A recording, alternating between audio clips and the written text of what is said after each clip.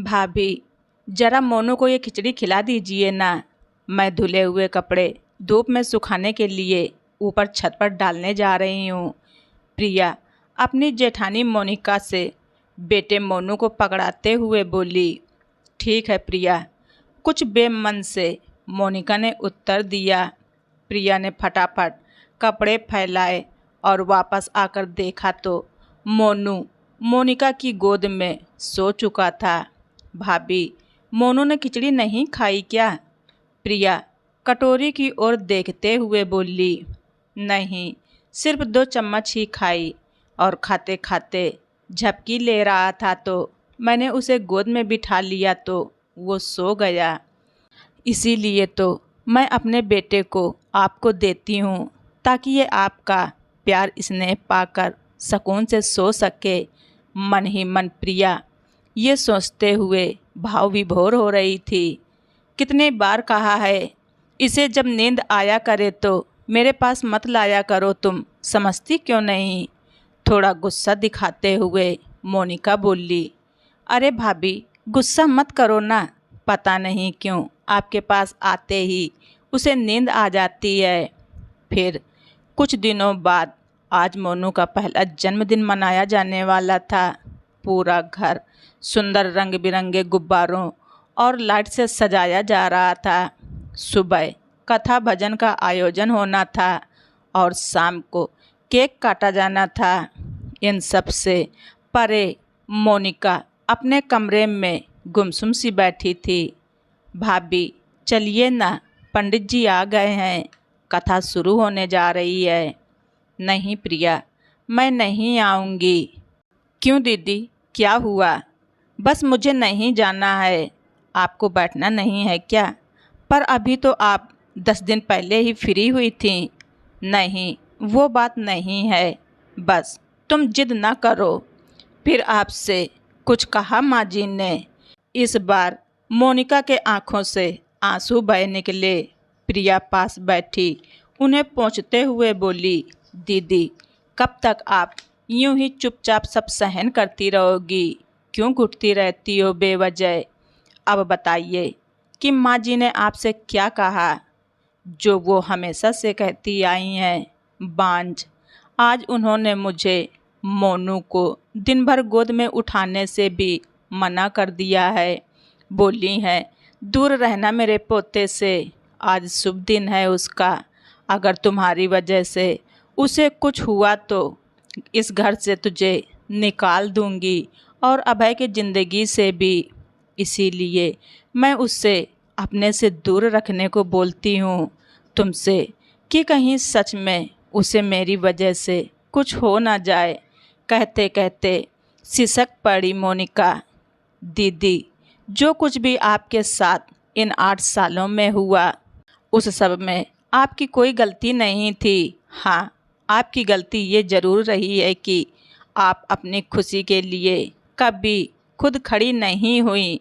दोनों ही बार आपने अपना बच्चा खोया, सिर्फ माँ जी और भाई साहब की लापरवाही से। पहली बार की शुरुआती प्रेगनेंसी में क्या ज़रूरत थी आपको ज़रूरत से ज़्यादा काम करने की, जबकि डॉक्टर ने आपको समझाया भी था कि बच्चा बहुत ही कमज़ोर है। फिर भी आपने बच्चे को ज़रूरी नहीं समझा, माँ जी के हुक्म को ज़रूरी समझा।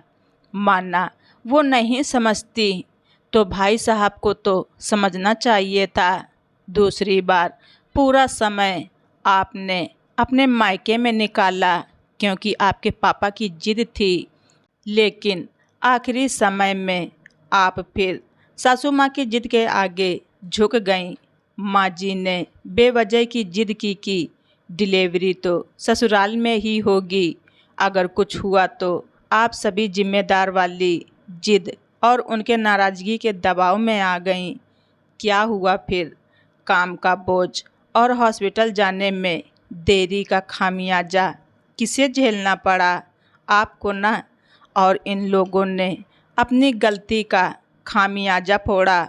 आपकी गलती बताकर ज़रूरत से ज़्यादा अच्छा होना भी ठीक नहीं होता। अगर मैं इस दौरान होती तो आपके साथ कभी गलत ना होने देती। मेरी मदद तो आपने हर पल की, थोड़ा भी काम नहीं करने दिया, क्योंकि मेरी प्रेगनेंसी में बहुत मुश्किलें थीं। इसीलिए मोनू पर मुझसे और इस घर के सभी सदस्यों से ज़्यादा अधिकार आपका है भाभी। भाभी, आप अपनी खुशियों का इंतज़ार बेशक कीजिए, पर अपने मोनू को तो नज़रअंदाज मत कीजिए। अरे प्रिया, तुम यहाँ बैठी हो इसके पास? चलो मेरे मोनू को लेकर, पंडित जी कब से इंतज़ार कर रहे हैं। मोनिका को आंखें दिखाती हुई निर्मला जी बोली, लाओ प्रिया, मोनू को मुझे दो, तुम जाकर कथा में बैठो, तब तक मैं मोनू को खिचड़ी खिलाकर लाती हूँ। खैर, भविष्य में अगर भगवान ने मेरी सुनी तो अपना अच्छा बुरा अब मैं समझ चुकी हूँ। मेरी खुशियों की तलाश पूरी होना तो भगवान के हाथों में है, लेकिन वर्तमान में खुशियाँ तो मोनू के रूप में मेरी गोद में है। मैं बेवजह उन्हें नज़रअंदाज करती आ रही थी। इस बार वो निर्मला जी की ओर देखते हुए बोली, प्रिया, तुम्हारे बच्चे पर सबसे ज़्यादा अधिकार मेरा है, क्योंकि इस घर पर मेरा साया पड़ा, इसीलिए ये इतना हंसता खेलता और तंदुरुस्त है।